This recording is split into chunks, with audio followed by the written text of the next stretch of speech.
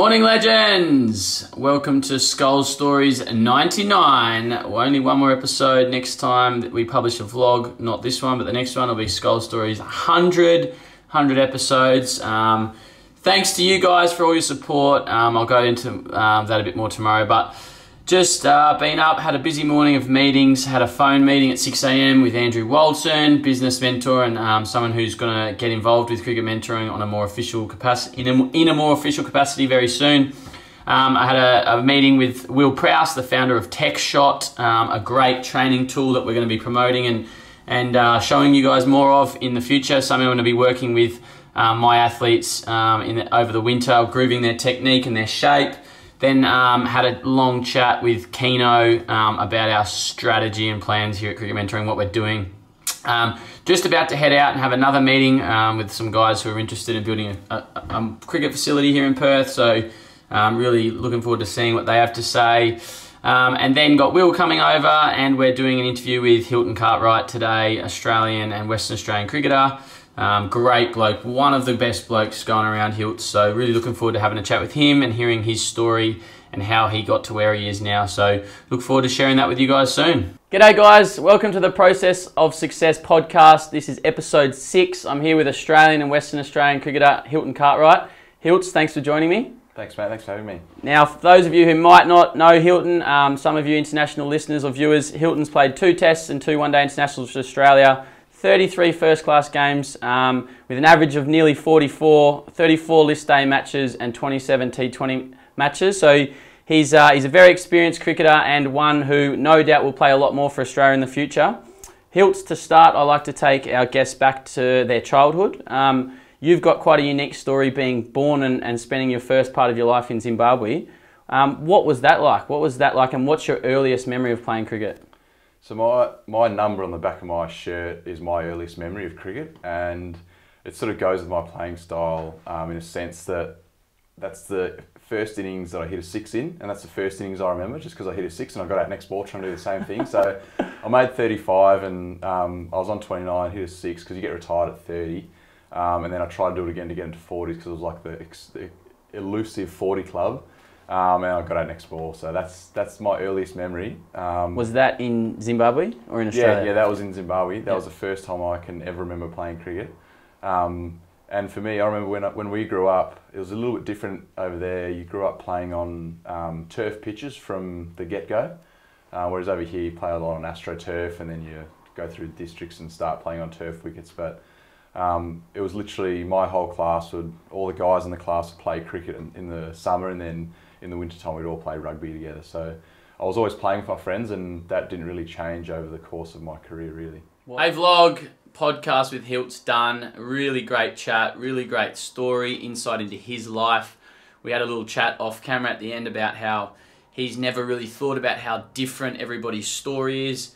And it's everybody's different. Here's Will. Will's just been setting it all up and getting it all done, our little gun videographer.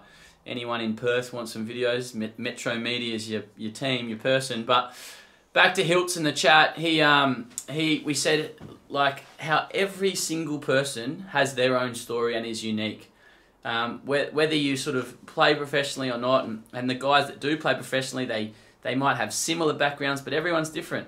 Hilton spent his first 11 years growing up in Zimbabwe and then moved to WA, went to private school, same school as Mitch Marsh, but lived a very different life to Mitch, and his story might just inspire 1 or 2 people out there and they can relate to his story and some of the things that he does. So it's so good to be connecting with these guys and hearing their story. So hope you guys enjoy it. That podcast will be released on iTunes next Thursday, and then the video will be up on our YouTube channel next Sunday. Not this week, the following week. We've got today, when you're watching this, Thursday, we've got the Hilton Ackerman podcast being released on iTunes, and then that video will be up on YouTube this Sunday. So we're sort of giving ourselves a week or so gap, and I've got to work out who we're having come on next week. But great to be connecting with these high-level players and these great people. It's not all about what they've achieved on the cricket field, but they're also very good people, so it's great to be hearing their story and sharing that with you guys, and I hope you're enjoying it.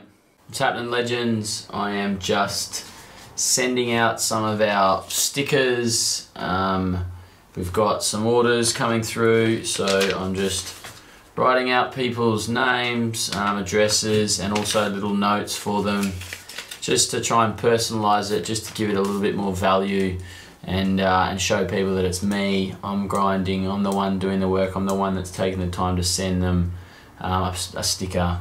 It's really great that we have people supporting us. Yeah, it doesn't cost much for the stickers, but it does cover our costs, and it's promoting our brand. So I really appreciate everyone who is purchasing stickers. But yeah, I'm just now, I want to give value to those customers. So just writing out personalized notes now. Hey vlog, it is 10:34. Last time I spoke to you, it was 8:30. I've just spent the last 2 hours engaging with our community on social media, replying to people, writing out sticker orders, writing out notes to everyone, and just engaging with our community. Mrs. S has gone to sleep, but yeah, it's something that I try and do as often as I can. Simon does a great job replying to everyone and trying to help as many people as we can, but we're always here, we're always trying to interact with our community. It's great to sort of hear a few people's stories on social media. I just want to, I've got to keep my voice down, but I'm sorry that we haven't had any cricket content. I was meant to have a lesson today, but it got cancelled. So it was just a day at home, but good to have the interview with Hilton, absolute legend, as I've already said. Something I want to talk about today is Tim Paine's story. Those of you Aussies probably know a bit about it. Overseas watchers probably don't know as much, but less than 12 months ago, Tim Paine was considering giving up cricket. He'd had a lot of broken fingers, or he's had a lot of injuries. His fingers are giving him a lot of grief. He was out of the Tasmanian Shield side. He was questioning whether he wanted to keep playing cricket. He had a Big Bash contract and he was going to keep playing Big Bash because he's done well in that, but he continued to play. He made that choice, and here he is less than 12 months later, the Test captain of Australia. And I think it just goes to show that if you just hang in there, you just never know what could happen. I'm not saying that everyone's going to become the Test captain of Australia. He's going to be the 46th person ever to do it, but if you just keep doing the right things and you keep knocking on the door, keep working hard, you just don't know what's around the corner. No one could have ever dreamt up that Steve Smith would get a 12-month ban and David Warner and Tim Paine would get into the captaincy. No one could have guessed that the selectors would get rid of Wade and Neville and pick Paine 3 months ago before the Ashes. It's just so amazing what can happen if you put yourself in the right place at the right time. So those of you watching, just gotta keep focusing on what you can control. Tim Paine had no control over any of this. He was just plugging away, doing what he could do, and then he was always renowned as being the best keeper in Australia. And then when he got himself fit, there was an opportunity and they picked him.